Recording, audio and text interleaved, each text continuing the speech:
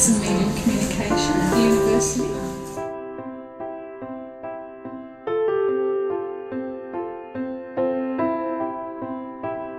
I'm the curator and I've been working on this project for almost 4 years. And the impetus for the project on migrant women snapshot photography was I started really thinking about I've been working on material culture and photographs for a long time, and I started thinking about those women who had come from distant places to Australia as migrants in the post-war period, and how for them photographs were so much more significant than they were for me. I was born in Tasmania and I had a collection of photographs in my family collection. And I was aware that my mother-in-law, who'd been a displaced person from the camps in Germany, and for her entire life before migrating, she had 5 photographs. And that's all she had, and she was 26 when she arrived. And those photographs were just so potent, the stories they told. And they were simple family snapshots, but it started me thinking about how those snapshots have been with her for her life as a migrant and what the meaning was in those. And that started me wanting to interview other women. So I've interviewed about 50 women for the project. And so many of them had remarkable similar stories, some of them very different stories. But for all of them, photographs were integral to their sense of themselves as migrants.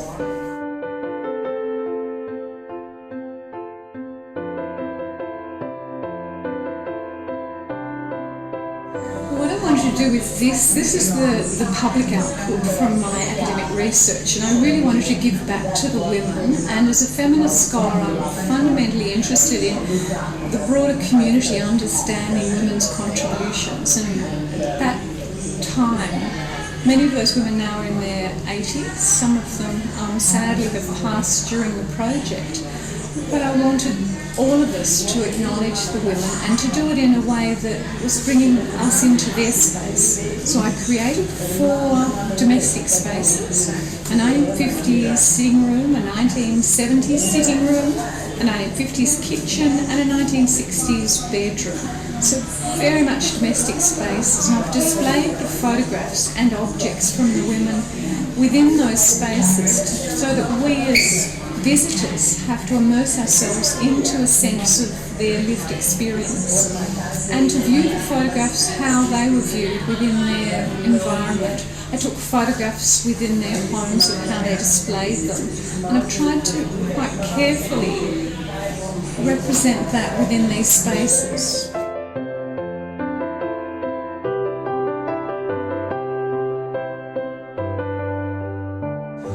For migrants, the objects that they have kept, the ones that mean the most, are the ones that they have brought with them from their past life.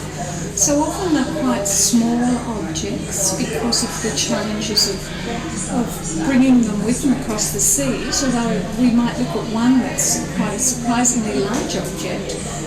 But many of those objects speak to them about their culture and about that life that they've left behind, and they often place them in places in their home where they can regularly be reminded about that life. So they really are mementos of memory and significant, and they're really quite humble. Some of these objects are just quite beautiful in the fact that they are humble domestic objects. They're not all ornaments. Some of them are kitchen utensils, for example, that women have brought with them, and it reflects their life and the lives of their mothers and those who went before them.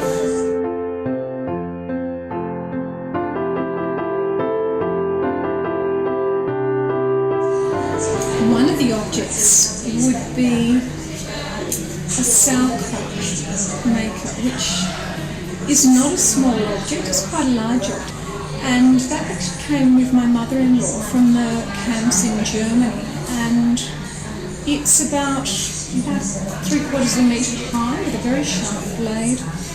And she was given that in the camp, I don't know by who, but by somebody in the camp. And all of the women within the camp would make their sauerkraut with that. for the 4 years she was in the labour camp.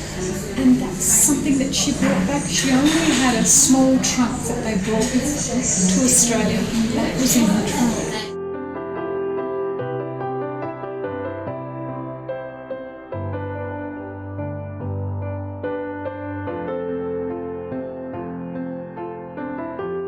There are quite a few in the exhibition that the women showed me when I interviewed them. One of them that really is quite poignant, and it's not a woman's memento, but the woman Rita Summers has it from her father. Her father was a prisoner of war of the Germans. She was Belgian, and while her dad was in the camp, he really craved for some beauties of life. He was a sophisticated, educated man, and one of the other people in the camp was painting little tiny watercolours, and he was able to swap his bread ration for a week for this little tiny, very small watercolour painting. And she has that today, and that's to her really representative of her father's struggle, and it tells her children about that moment in their grandfather's life, who they never knew.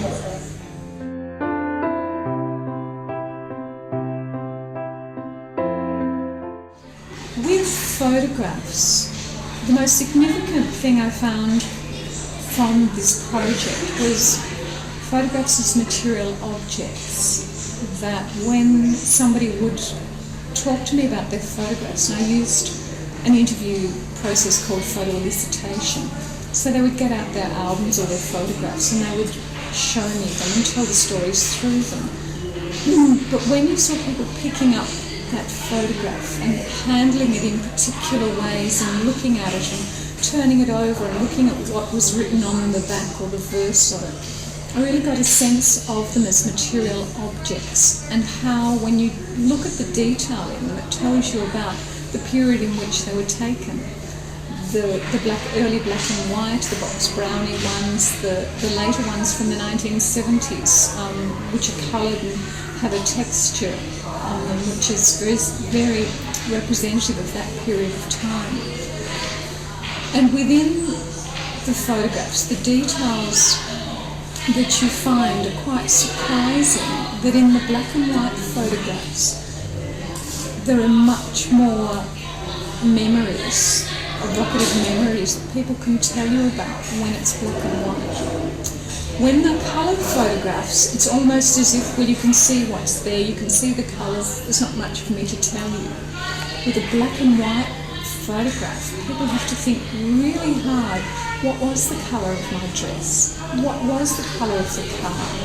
Was it autumn? Are those leaves a particular colour? And in deep thinking about those memories, it elicits so much more that is about their life and their lived experience. And I found that really surprising.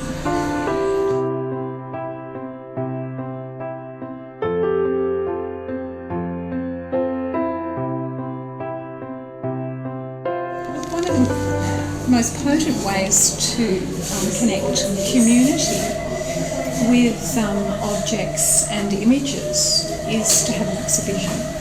And that was really fundamentally why I wanted to have this exhibition, to draw everybody in to see the experiences of migrant women from the post-war period. But really importantly, as they came in and immersed themselves in these spaces, to get an understanding when they looked at the objects. And you can hear them saying, we had one like that in our home. I can remember my grandmother had that. And these aren't migrant families, but that sense of people realising that we're more the same as we are different. And then they look at the photographs and they realise we have photographs like that. They tell a different story. But the universality of photographs brings us all together as a community. And then it allows us to hear those different stories and to realise we are one. And I think that's really important, particularly today when we think of migration in recent times, and I'm really keen to now interview women who've arrived in the last decade through their objects and images and have a similar exhibition, so that we really continue to work as a community to understand that our objects and images bring us closer together and that we are more united